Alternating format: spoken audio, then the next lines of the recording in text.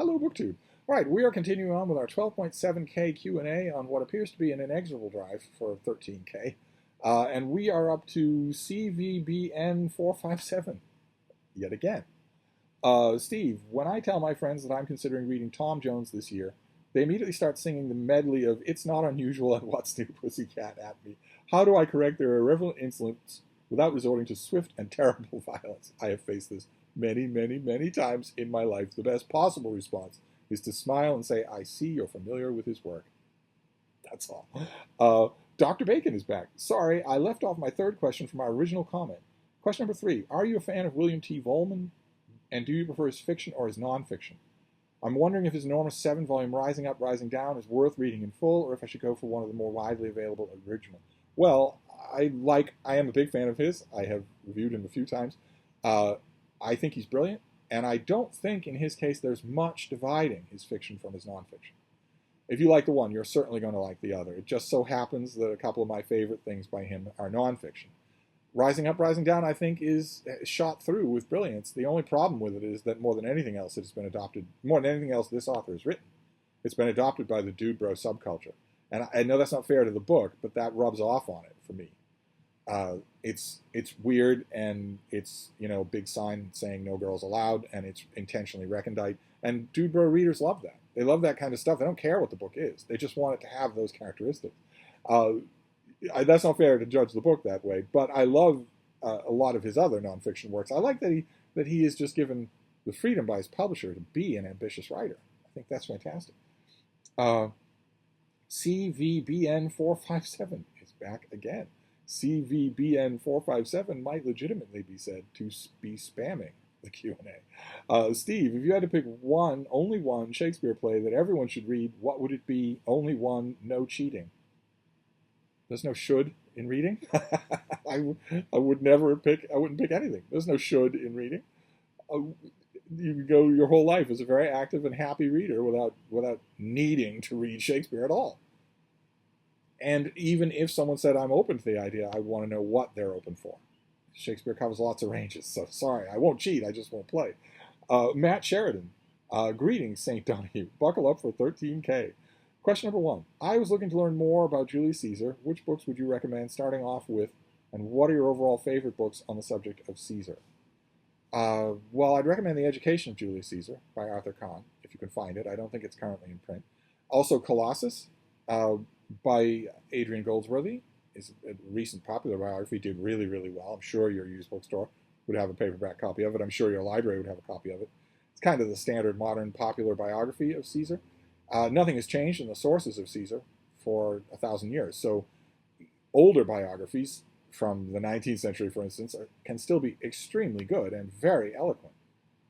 So it's just a question of what level you want. Question number 2: what are your thoughts on John Brown and the raid he carried out? Well, if I don't like it, I'm a racist, right? I have lots and lots of thoughts on John Brown's raid. Lots and lots of thoughts. Too many for a Q&A. P.S. The Empire Strikes Back is far superior to The Wrath of Khan. Okay, that's not a question. It's also not a correct statement. So just pass over it in diplomatic silence. Lisa Garrity says, I'm catching up with my YouTube videos. I hope this question is in time to make the list. There are several books on how dogs interpret the world. Inside a Dog, Dog Sense, What a Dog Knows, etc. Do you think any of them are right? And are any worth reading? Okay. I'm glad you asked those two questions separately. None of them is completely right. The dogs in question are alien beings to all of the authors, all of whom are completely human. And I have to guess at what the dogs in question, are thinking or feeling. But all of them are worthwhile for you to read, especially if you have a dog or are thinking about getting a dog. All of them are worthwhile because they get you thinking about a dog's world and how fundamentally different it is from a human world in a lot of cases. Things that do that are great. In my opinion, they work no matter how on the nose the specific book is. Because way too many people get dogs and think they're not anything at all. They're just wind-up machines. They're toys. So they don't have any kind of interiority. They don't have any feelings or preferences of their own, and they can just be overridden at any minute. And, it's okay, I guess, for you to try to justify that kind of attitude by thinking, well, I'm giving the dog 3 hots and a cot. I'm giving it food, shelter, medical care, that sort of thing. There's also such a thing as fulfilling life. And I've known a lot of people who, I know some in this neighborhood, where I cannot fault what they're doing for their dog, because I know better than most people how many dogs out in the world don't have those things, don't have those basics at all, and desperately want them. So I can't fault them. But there's one other element. There's one element further that you could go to create a world where your dog is not only taken care of, but happy. And all of those books nudge you towards that kind of a worldview. So they're all worthwhile. Gerald's Bliss says, "Hi, Steve. You've often alluded to your time in Washington, D.C. during what I guess must have been your teenage years. Oh, what were you doing there? Did you enjoy living and working in the nation's capital?" I did enjoy it very, very much. It was a different time. It was a different world. And living in the D.C. area, at the time in which I did it, it might still, for all I know, it puts demands on you. It is a tropical, swampy environment. I think I'm going to talk about the city here, but I'm talking about the environment for now. You have not experienced heat and humidity until you've experienced it in Washington, in the tidal basin, in high summer. It's halting. And yet, it can be beautiful. And yet, you can come to see it as beautiful. And I did. Believe it or not, I did. Boy, I'd take it like a duck to water now. At the time, I was a very northern creature, but I came to see the beauty of it, and also the people. So I did very much enjoy my time there. Did you meet Ronald Reagan, or even better, Nancy? I never met Ronald Reagan in Washington. I met him during a campaign stay that he did a couple of campaign stays in Nashua, New Hampshire.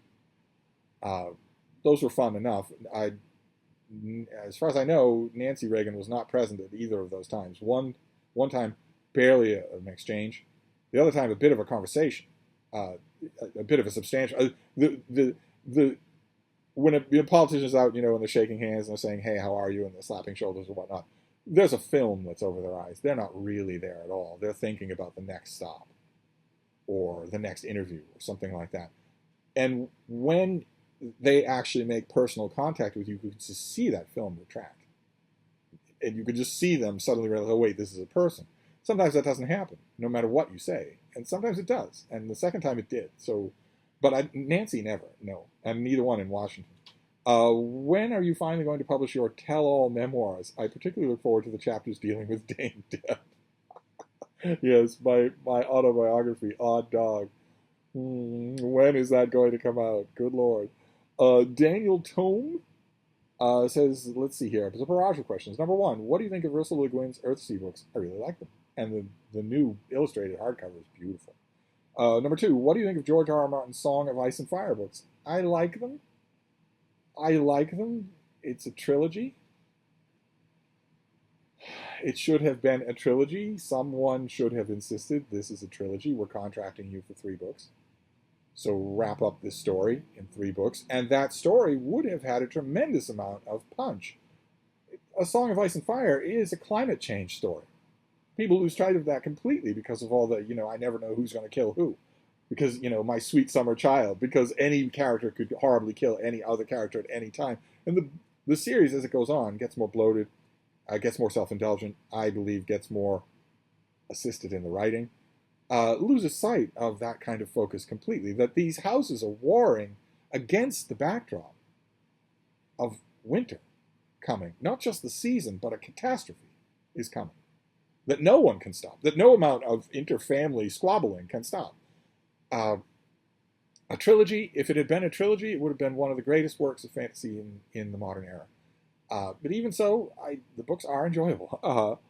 Number 3, can Gene Wolfe's stories be reread with increasing pleasure? His definition of a great story. They certainly can. I wish I had. There were a couple of collections of his short stories that came out in the old Timescape imprint about 60 years ago. I wish I could find them. I would read them, but they'd probably fall apart. Let's see here. Personal questions. Out of curiosity, please feel free to skip these. Oh, don't skip questions in the Q&A. Number 4, you read books on health but eat Oreos. Have you made a conscious decision to enjoy life at the expense of longevity? What kind of a killjoy are you? Megastuff Oreos don't decrease longevity. Show me a scientific study. That much pleasure has got to be good for you. Number 5, you speak very fluently from a large vocabulary. There's a strong correlation between intelligence and vocabulary. Have you ever taken an IQ test? If so, can you share your result with us? I did take an IQ test, yes, a long, long time ago. And the results would be pointless because they change over time, right? And they mean very little.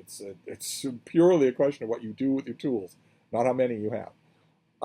El Castillo says, hello from Mexico. I have 2 questions. Number 1, if you were to, I'd really like to know where in Mexico. I love your country.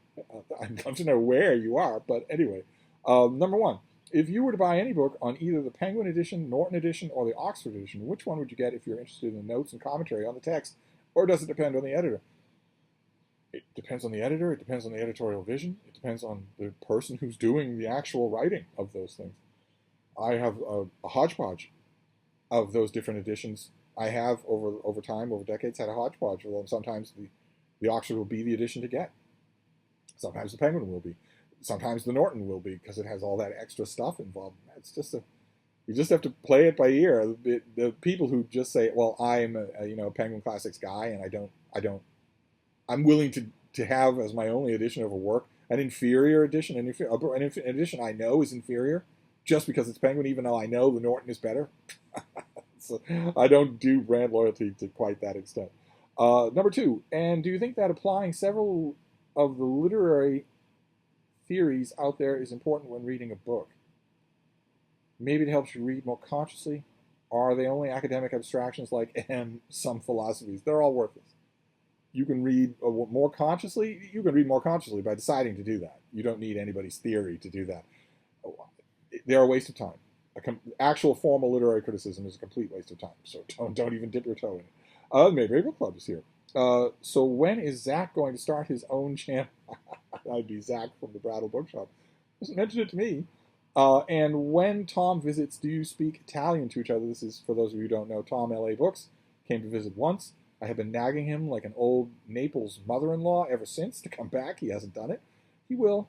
But I have a hard enough time keeping up with his profundity in English. Thank you very much. Heather Gregg. Heather Gregg has a BookTube channel. Finally. Well worth your time to go and subscribe. I looked up the word inexorable in the dictionary, and it said, see Steve Donoghue. There are some people in my real life who would agree with that. My question is, sir, can you confirm or deny the rumor that you are being knighted for services to literature in the Queen's birthday honors list? I have never met the Queen. And I don't think I know any current courtiers.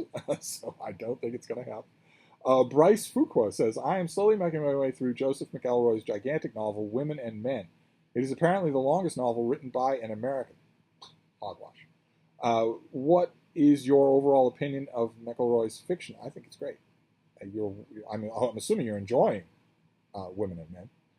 You don't mention it, but I'm assuming you are. Jenny Parks has a barrage of questions. Number 1, when are you and Debs getting remarried?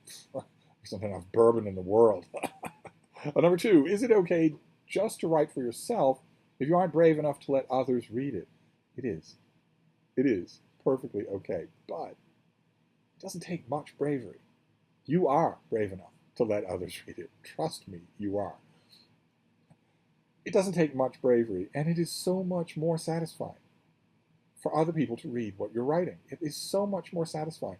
If you're worried, if you're hyper self-conscious, or maybe one of these introverts I hear so much about, then write a story and post it on Wattpad anonymously. Make up a name and post it on Wattpad without your name. Wattpad will hide your identity. No one will be able to find it, but leave the comments open so that people can tell you what they thought about your fiction. If someone does, if you start to get comments on your fiction, not only will you learn a lot about writing, but I think you'll love it. And there's no harm there, and there's no courage needed there. So, but anyway, number 3, has an author ever panicked when their book is given to them? What do you mean? The finished copy? Something like that? The reactions range all over the map, if that's what you're talking about. Some of them have panicked. And number 4, did you enjoy the movie High Spirits? It was one of my faves as a kid. Oh, High Spirits, 1980s, when you could see a Peter O'Toole movie in the theaters. Uh, it's a whole discussion on its own. I don't have many toss-off, lightly, quickly worded opinions about any movies, especially Peter O'Toole movies. I think you can, when you watch it as an adult, High Spirits as an adult. Those of you who don't know what we're talking about, a movie made in the late 1980s, Peter O'Toole as the owner of a dilapidated castle. He didn't expect to be the owner of the castle. Wants to drum up tourist business, so he bills the place as haunted and gets a whole bunch of Americans to come in and spend nights in a haunted castle. It's not really haunted. He's put his staff to the task of simulating ghosts and goblins and whatnot. But of course, it turns out in the third act that the place is haunted. It is genuinely haunted, in addition to his staff. And this it's so frustrating because you can tell that the director told Peter O'Toole going in, well, this is a lark, it's a romp. And Peter O'Toole cut his eye teeth as an actor at a time when a lark or a romp from Hollywood would have been a self-conscious, confident thing. All the jokes would have landed, all the pratfalls would have been believable, the pacing would have kept anybody from overacting. And so he goes into it that way, and not only had romps or larks changed by their very nature in the time in between then, right, from the old days to now, a lark or a romp in a movie changed. What it is changed, and Peter O'Toole didn't know that. He didn't watch movies, not modern movies. He went to his grave completely unaware of, for instance, Caddyshack or Animal House. So he had no idea how romps had changed, and so you've got him vamping from the 1930s, that doesn't work. But also the movie. I mean, if you watch it now, you'll be able to see in a heartbeat that somebody took not just editing scissors, but a hatchet to it. It's just awfully, awfully edited. I always wonder what it could have been. But instead, when Peter O'Toole, he, for instance, has two semi-serious scenes, one with the ghost of his dead father, and he was obviously told, well, all right, there are two ways to play this. You can play this seriously, or you can play this mock seriously. And he went with mock seriously, and it ruins the moments. And just nothing in it works. Nothing in the movie works. It's lighthearted fun, but there is an element where whoever chopped it to pieces was clearly hoping to capitalize on the popularity of Splash. They're clearly hoping to do that. It doesn't work. There's the mistake of putting a whole bunch of serious actors into this thing without leaving any room open for whether or not they'd be any good at slapstick comedy. Liam Neeson, he was great in a carefully controlled bit as a humorless guy in Extras. If you haven't seen his scene in Extras, it is gold, absolute gold, and it shows that he knows what he's doing. But what does he have to do in that movie?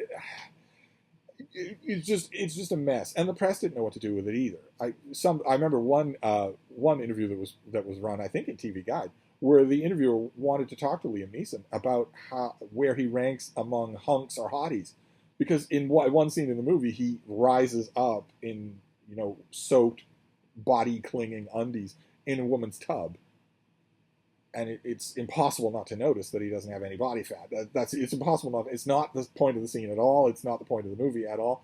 But in this interview, the interviewer wanted to know that, and his agent said to the interviewer, I don't think he'll like that question. He considers himself a serious actor. And the person included that exchange in the written review, in the written interview when it came out. It's just a mess. I guess as a harmless childhood favorite, sure, but I'm sorry. If I start talking about it, I'll go on at great length. There's a lot to talk about. It is a minor movie. It is a footnote. But there's a lot to talk about there because it could have been a lot better than it was, is I guess what I'm trying to say. It could have been a lot better, and I think there are scenes where you see that. But anyway, let's go on to Angie Jones. Warning, a little mathematics may be needed to answer this question. Oh my God. If you decided to make a tower of a sufficient number of old tech devices, stacked horizontally, of course, how high would that be? Well, no math needed, but it would be well above waist height. And I know this because I have recently had to do this. There's a wee bit of construction going on at Hyde Cottage. So the cabinet that I always talk about, that you all have a cabinet full of old tech that you have not boxed up and sent to me. I also have such a cabinet. and it's pretty big. It's floor to ceiling, and I had to empty it. It's squarely in ground zero of the construction, so I had to empty it, and almost was tempted to put everything in a pile, except you can't do that with tablets or computers because the weight will crack the screens of the ones at the bottom. But it's a tall stack. CVBN457 is back. Another question. This is his 10th. I'm a pro wrestler in my local area. Do you or have you ever enjoyed pro wrestling? If so, who would be your favorite wrestler? I don't have any favorites. I've never really enjoyed it because I never really understood it. I've never really got it. I've known some people that did, but it passed me by. Sean G says, I know this may be a strange question, but since you know a lot about Catholicism, I wanted to see what you think. There seems to be a growing trend of young people who have been practicing the old pre-Vatican II Latin Mass instead of the New Order. I think they link the fact that it is more traditional and view the Novus Ordo Mass as being trendy. Do you have any thoughts on this matter? Yes, I do. It's a very tiny handful of people, and they are hipster doofuses. They are showboats. They don't care about the Mass at all. They just care the fact they don't understand it. They are loathsome. People who make a fad out of that are loathsome. They are mustache waxers. They are alpine suspender wearers. They're clog wearers. They're loathsome. They don't mean it. They don't mean it. And when it comes to something like a holy ritual in any religion, for you to posture about it and make a fad about it, original vinyl fad about it when you don't mean it, is horrible. I'd say it was a sin if I thought sins existed. Further, do you have a favorite modern Catholic theologian or anyone that you don't totally hate? That's a long subject. There's a lot of stuff to go in there. It depends on the level that we're talking about. I do have some favorites, yes.